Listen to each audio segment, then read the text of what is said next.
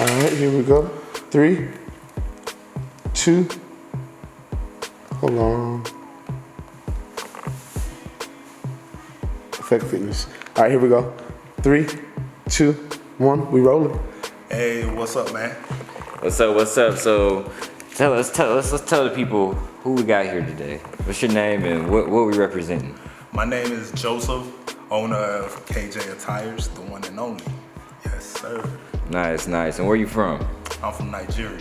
Well, I was born in Nigeria, but came to the States in 1996, a little bit after the Olympics. So a lot of people say that, I'm from the States, but I'm from Nigeria. Like, I can switch my accent off and on. Mm-hmm. Yeah. Nice. So what got you into fashion? Oh, man. Growing up, my mom's, even back in Nigeria in like 1995, 96, if I can remember clearly, my mom used to have a shop and she used to sew clothes. So fashion kind of long, it runs long in our lineage. Right. In our family. So your clothing has a very deep message behind it, just from the stolen from Africa statement on the hoodie. Tell us a little bit about that. What are you trying to get people that wear your clothes? What are you trying to get them to understand about Africa and understand about your culture in general? Well, our clothing brand is, when you look at the other major brands in this industry that do athletic wear, you have your, your top 5. I don't want to name no names. Shout out to all of them. I love what they do. But if they all are owned by the white man, and no disrespect to them, but we don't have anything that's owned by us. So what I wanted to do was to create something that would fill that gap that's owned by one of us, that represents us 100%, and no matter what happens, our clothing line is gonna be here for us, and it's gonna have our back as a culture and as a community. Yeah, so that's kind of what it's about. So the messages you see from the stolen from Africa, it's a lot of messages about, where we come from. Right. It's about us, 100%. So, everything from the designs, the Ankara materials, the African designs that I incorporate into the fitness clothing, everything just screams African culture. Right. So, and we all, if you black, I don't care if you black and you was born in China, I don't care if you black in Canada, I don't care if you black in Europe, you're African. So this is for us. Right. Yes, sir. So about the athletic wear part, what made you decide to make it athletic wear?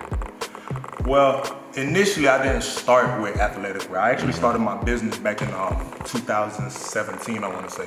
And when I started, I would always go to African weddings. We do our dances and all that with the African wear and all. So a lot of people would always ask me, Joe, where are you getting your clothes from, man? Those clothes are fire. And I'd be like, you know what?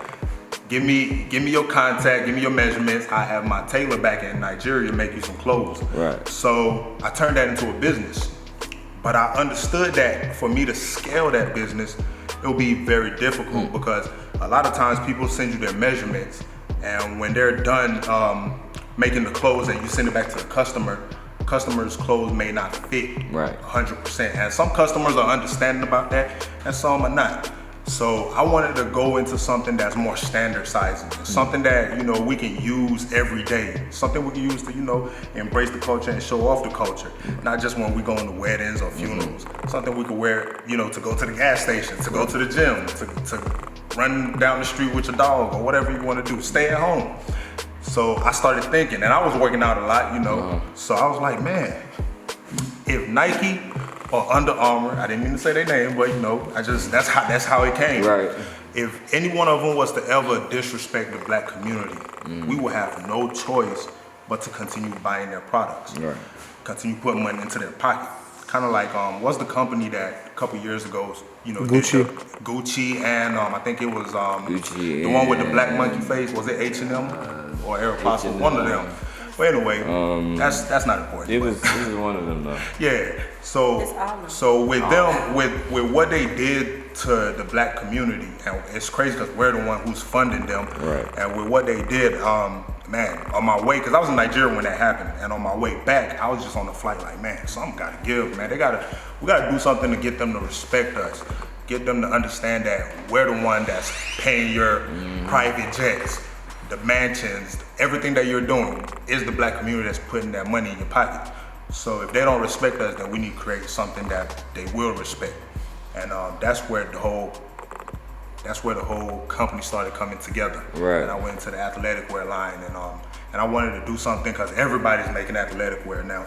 But I wanted to do something that made mine stand apart. Right. You know, something that was bold, and you know, and so far so good. Everybody love it. You know what I'm saying? It's good. So with that being said, where do you see your line within like the next 5 years? The growth of it specifically.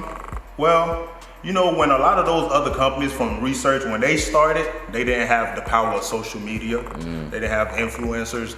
They literally would have to get on a plane to go to overseas to get their products made. Well, 2020, things are totally different.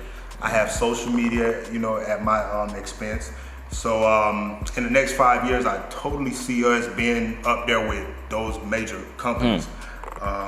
We plan to do so many different advertising and marketing, and as long as we're, you know, giving the people what they want and putting smiles on their face, I believe that they would definitely, with their assistance, we can be up there with those major hitters. Exactly. So to just end us out, what's up? One thing you want everybody to know about your clothing line, about yourself, and just about the future ahead of you? What's one thing the people need to be on the lookout for? What we need to be inspired to hear? You know? I'm for the people that know me, I'm a very goofy person. I like to, you know, make people laugh. I like to make people feel good. Yeah. But on a serious tip, I also, you know, love to show out for the culture. You know what I'm saying? When it comes to when they disrespect black people, when they shoot black people, unarmed black folks, that I take that very seriously. Right. And that goofy side of me go out the window. I get real serious and real, you know, down to business. And you know, one of the things that we're doing through KJ Attires right now is it's called the Motherland Project. You'll find it on our website. And basically what we do with that is anytime that a customer buys something from our website, $1 goes back to that charity. And what we do is we donate, you know, toiletries, food items, clothing to orphanages all throughout Africa. Right now, before the business took off, I was kind of doing it out of my pocket. I had a friend that me and her, she assists me out there in Abuja. Shout out to you. And she was helping me, and basically the way we was doing it was I would send some money home, and she'll go to the market, get big bags of rice and, you know, toiletries, you just name it. And but we wasn't capturing it on video.